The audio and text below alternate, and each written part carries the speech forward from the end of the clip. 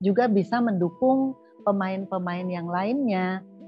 Jadi sebelum syuting ya udah saya sudah harus in character, dan sesudah itu juga supaya suasananya itu kita sama-sama menjaga untuk dapat saling terbangun. Gak usah ditanya, terima kasih banyak nih, saya sangat merasa terhormat karena dilamar oleh Joko Anwar untuk memainkan karakter ibu dalam PS1 dan PS2. Oke. Nah, selama syuting gitu ya Ibu Ayu ya, ada pengalaman horor juga nggak sih di lokasi syuting gitu yang mungkin dialami atau jadi pengalaman Ibu Ayu nih, mungkin di PS1 atau di PS2 juga, di rusun itu kan tadi dibilang rusunnya memang tidak dihuni gitu kan, jadi lebih menyeramkan. Ada pengalaman di luar syuting yang horor juga nggak sih Ibu? Sebenarnya begini, kalau menurut saya, menurut pendapat saya, ini mungkin pendapat Anda berbeda. Perasaan horor itu kan diciptakan oleh hasil karya dari pikiran kita. Dan pada saat di lokasi, baik itu 1 dan 2, itu kan memang sudah disetting untuk pembuatan film horor. Dan tentu saja ini ketakutan, mendukung ketakutan atau hasil karya pikiran kita. Dua-duanya suasana mistis itu terasa banget, tetapi sangat menyenangkan. Dalam waktu yang bersamaan juga sangat menyenangkan dengan energi yang dibangun oleh Abang Joko Anwar, bahwa baik sebelum dan sesudah kita syuting itu kita disarankan untuk in character, supaya juga bisa mendukung pemain-pemain yang lainnya. Jadi sebelum syuting ya udah saya sudah harus in character, dan sesudah itu juga supaya suasananya itu kita sama-sama menjaga untuk dapat saling terbangun. Dan suaranya juga berbisik, tidak boleh biayaan. Tidak boleh terlalu ceria, padahal personality saya sih sebenarnya sangat jenaka dan saya suka sense of humor yang di atas rata-rata. Oh, jadi berbanding terbalik banget ya Ibu Ayu ya?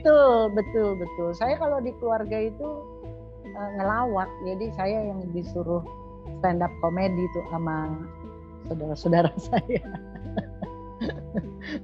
Kalau gitu pas lagi berperan sebagai ibu ada kesulitan gitu nggak Bu? Maksudnya kan mungkin ada hal-hal yang aduh kayaknya ini gak bisa serius deh atau seperti apa gitu kan, karena biasanya bercanda terus ini harus menyeramkan, misterius gitu. Itu sih tantangan ya. Saya juga tidak menyangka akhirnya kayak terjerumus ke dunia seni peran. Karena kalau berkata jujur, berproses dalam dunia acting itu saya tidak terlalu lama. Saya lebih banyak dan lebih sering menekuni dunia musik yang dari saya kecil sudah saya temui. Nah, dunia seni peran ini saya masih merasa melakukan sebuah perjalanan baru yang petanya saya masih harus kadang-kadang get lost gitu, nyasar.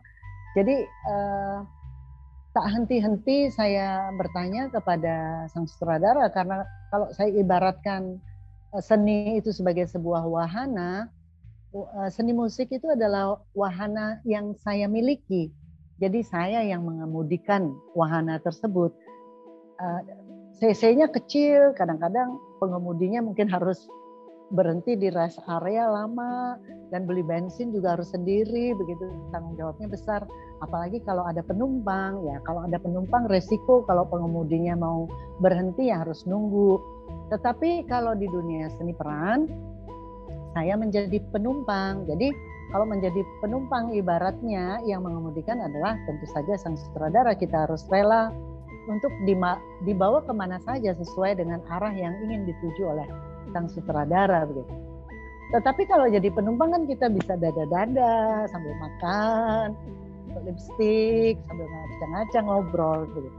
Tanggung jawabnya lebih sedikit dibandingkan kita yang mengemudikan. Tetapi kalau terjadi apa-apa, katakanlah misalnya tersesat, ya kita tersesat bersama-sama. Kalau dunia film kan begitu, ini adalah kerja kolektif. Kalau kita sukses, itu adalah kesuksesan bersama. Oke, jadi ini istilahnya masih dalam perjalanan gitu ya? Iya, masih terus belajar. Setiap peran yang saya mainkan, entah menjadi ibu dalam Pengabdi Setan atau film-film yang lainnya, itu semuanya adalah satu hal yang baru yang harus saya pelajari. Dan tentu saja ketika kita bermain film, dari film yang saya mainkan itu belum pernah ada beberapa yang sebelumnya, yang awal-awal gitu, yang bersama Mas Garin Nugroho ya. Pada saat awal saya bermain film itu kan sebenarnya mulainya film art house yang sebagai perempuan Bali, itu dekat dengan keseharian saya. Tetapi setelah Pengabdi Setan 1 itu baru pertama kali saya masuk industri. Dan lokasi syutingnya juga bukan di Bali. Nah, di sanalah saya mulai ada renungan-renungan, pertanyaan-pertanyaan kepada diri bahwa sebagai aktor itu kita harus siap untuk melepaskan identitas yang melekat pada diri kita. Jadi ada sulitnya, ada mudahnya juga.